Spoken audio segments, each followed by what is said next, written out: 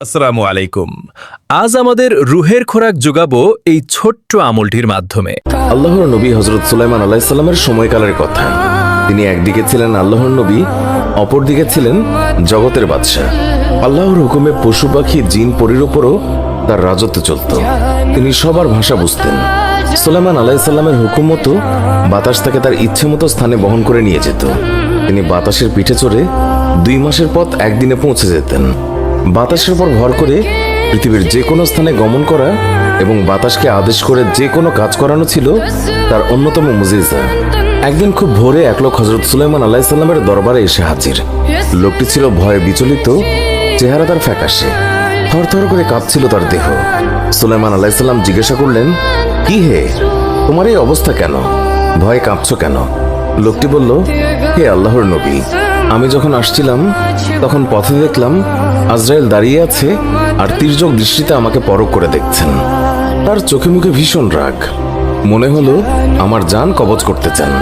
সুলাইমান আলাইহিস সালাম বললেন, এখন তুমি কি চাও বলো, আমি তোমার জন্য কি করতে পারি? লোকটি বলল, আপনি বাতাসকে হুকুম দিন আমাকে যেন কাঁধে করে দূর হিন্দুস্থানে নিয়ে যায়, আজরাইল যেন সেখানে যেতে না পারে, আর আমি যেন প্রাণে রক্ষা পাই।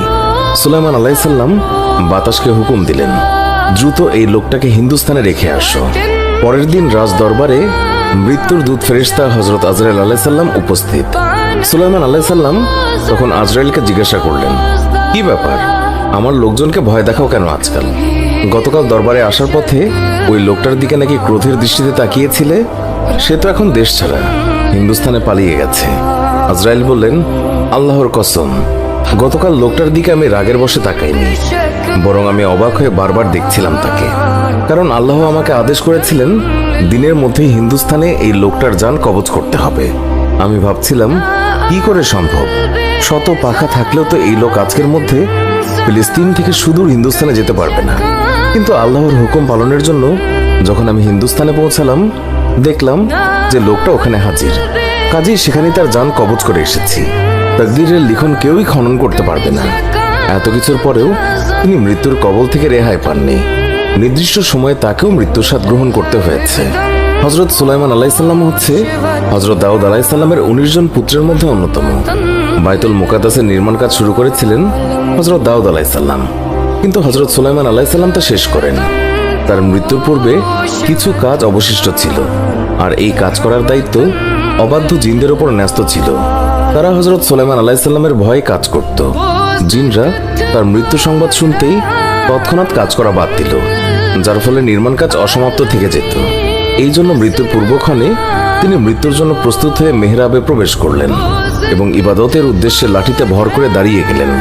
যথাসময়ে তার আত্মা দেহ পিঞ্জর ছেড়ে গেল। লাঠির উপর দেহের ভর থাকায় বাইরে থেকে দেখে মনে হতো তিনি ইবাদতে মশগুল রয়েছেন। অবশেষে 1 বছর অতিক্রান্ত হওয়ার পর বাইতুল মুকাদ্দাসের নির্মাণ কাজও সমাপ্ত হয়ে গেল। হযরত সুলাইমান আলাইহিস সালামের লাঠিতে আল্লাহ রাব্বুল আলামিন উই পোকা লাগিয়ে দিয়েছিলেন। পবিত্র কোরআন পাকে এই উই পোকাকেই দাব্বাতুল আরদ বলা হয়েছে। উই পোকা ভেতরে ভেতরে লাঠি খেয়ে ফেলল। লাঠি নষ্ট হয়ে গেলে সুলাইমান আলাইহিস সালামের দেহ অসাড় হয়ে মাটিতে পড়ে গেল। আর তখনই জিনেরা জানতে পারল যে সুলাইমান আলাইহিস সালামের মৃত্যু হয়ে গেছে, আর তখন তারা সেই জায়গা ত্যাগ করল। হযরত সুলাইমানকে এমন সাম্রাজ্য দান করা হয়েছিল যা পরবর্তীতে পৃথিবীতে আর কাউকে দান করা হয়নি। মহান আল্লাহর হুকুমে তিনি মহান আল্লাহর কাছে প্রার্থনা করেছিলেন। আল্লাহ পাক বলেন, সুলাইমান বলল, হে আমার পালনকর্তা, আমাকে ক্ষমা করো এবং আমাকে এমন এক সাম্রাজ্য দান করো যা আমার পরে আর কেউই যেন না পায়। নিশ্চয়ই তুমি মহান দাতা। সূরা সোয়াদ আয়াত 38।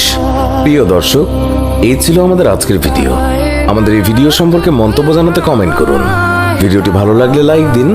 আমাদের অন্য ভিডিওগুলোও দেখুন। এখনকার মতো বিদায় নিচ্ছি, দেখা হবে নতুন কোনো ভিডিওতে। ভালো থাকবেন, ধন্যবাদ সবাই।